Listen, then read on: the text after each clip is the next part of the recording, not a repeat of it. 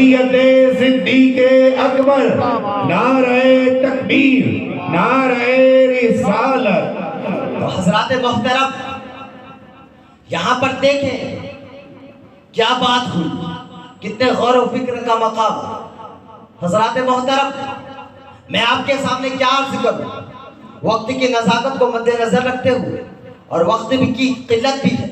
حضرات محترم جب آقا علیہ السلام ارشاد فرماتے ہیں، حضرت ابو ہریرہ رضی اللہ تعالی عنہ کی روایت ہے کہ حضرت ابو بکر صدیق رضی اللہ تعالی عنہ کیا فرمایا، یا ابا بکر لم یعرفنی حقیقتا سوای ربی، اے ابو بکر میری حقیقت کو میرے رب کے سوا کوئی نہیں جانتا کہ میں کیا ہوں۔ میری حقیقت کو میرے رب کے سوا کوئی نہیں جانتا کہ میں کیا ہوں۔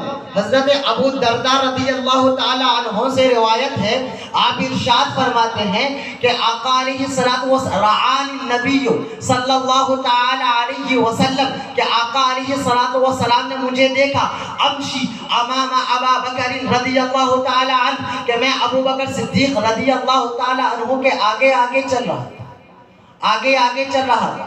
آقا علیہ السلام نے مجھے دیکھا تو آقا علیہ السلام کہتے ہیں کہ آقا علیہ السلام کیا ارشاد فرماتے ہیں، آقا علیہ السلام ارشاد فرماتے ہیں تمشی امام ابی بکر وہو خیر منک فی الدنیا والآخرہ، کہ تم ابو بکر صدیق کے آگے آگے چل رہے ہو اور ابو بکر صدیق تم سے دنیا میں بھی افضل آخرت میں بھی افضل، ماشاءاللہ، دنیا میں بھی افضل آخرت میں بھی افضل۔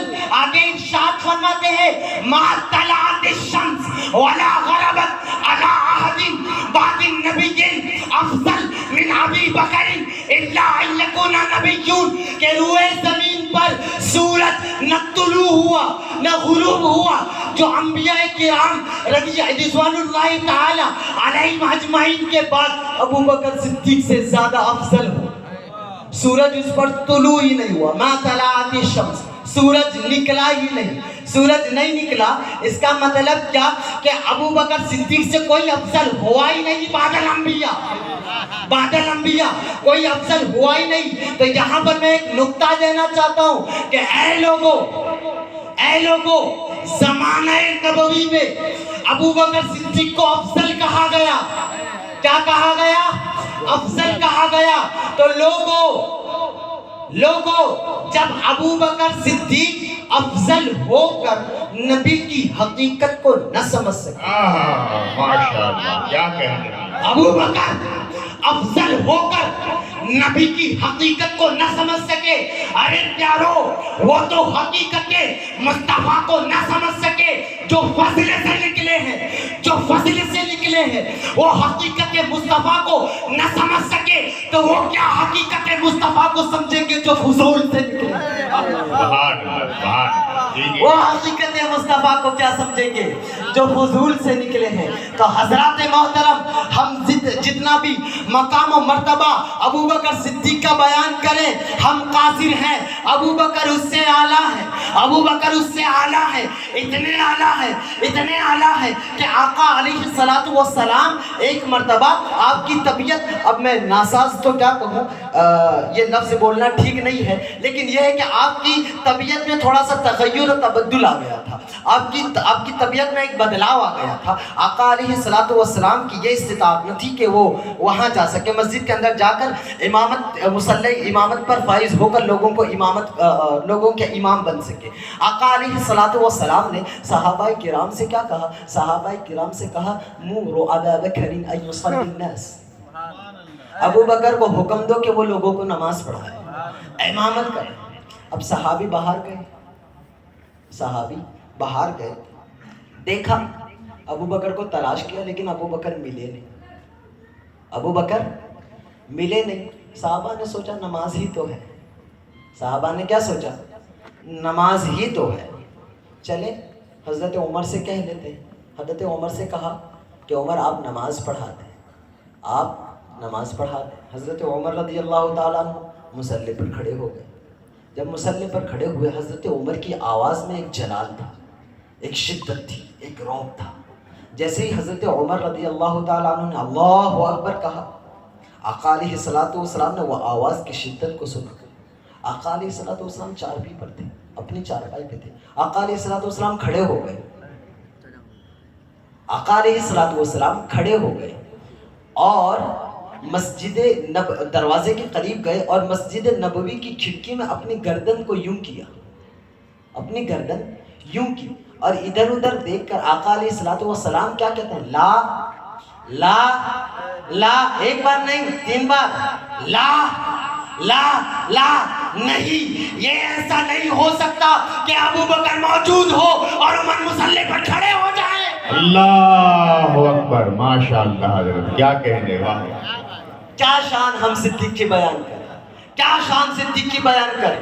حضرات، ہم صدیق کی شان بیان کرنے سے قاصر ہیں۔ حدیثوں میں آتا ہے کہ جسے قرآن کا سب سے زیادہ علم ہو وہی مصلی امامت پر فائز ہو، وہی مصلی امامت پر فائز ہو۔ مولا علی کیا فرماتے ہیں؟ مولا علی کرم اللہ، دیکھیں علی نے کیا صدیق کو بیان کیا ہے، کتنی روایتیں میں نے آپ کے سامنے بیان کی۔ اور کہتے ہیں کہ رافضی اور شیعہ کیا کہتے ہیں؟ رافضی اور شیعوں کا تو یہ حال ہے کہ ابو بکر و صدیق اور حضرت عمر کے نام کو کاغذ میں لکھ کر معاذ اللہ اپنے پیروں سے ایسے کرتے ہیں۔ اللہ کی بنا، دیکھیں جس نے غار یار حضرت عمر کتنی تکلیفیں برداشت کی، حضرت ابو بکر صدیق نے جس نے اپنا مال اور سب کچھ قربان کر دیا، اور ان کی شان میں اس طرح کی باتیں، جبکہ تمام صحابہ کا اس بات پر اتفاق ہے کہ افضل البشر بعد الانبیاء ابو بکر صدیق کی ذات ہے۔ ابو بکر، اور ابو بکر صدیق کی ذات تو وہ ذات ہے کہ جب آقا علیہ الصلوۃ والسلام نے نبوت کا اعلان فرمایا تو آقا علیہ الصلوۃ والسلام نے جیسے ہی نبوت کا اعلان کیا، حضرت ابو بکر صدیق رضی اللہ تعالیٰ عنہ کو پتہ چلا تو ابو بکر صدیق رضی اللہ تعالیٰ عنہ دوڑتے ہوئے آتے ہیں اور آقا علیہ الصلوۃ والسلام کے دروازے کو دستک دیتے ہیں۔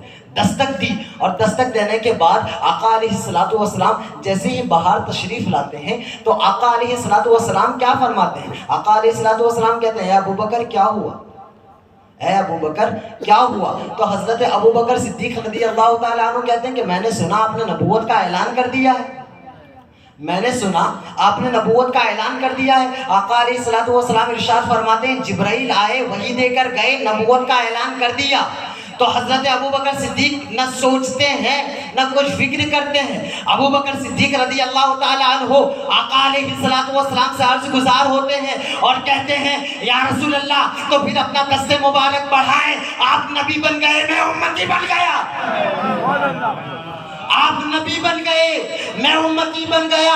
وہ پہلا مددگار، پہلا صحابی، نبی نے جسے ہر قدم پر دعا دی، نبی نے جسے ہر قدم پر دعا دی، وہ افضل البشر، وہ افضل بشر بعد از انبیاء ہے، وہ جانے صداقت، وہ جانے وفا ہے۔